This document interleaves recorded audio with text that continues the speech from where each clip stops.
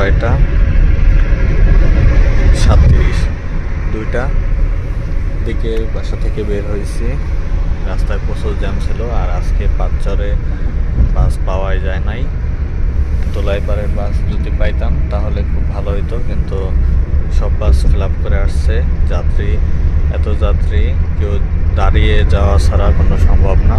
তারপরে গুলিস্তানের এক বাসে উঠলাম বসুমতীতে।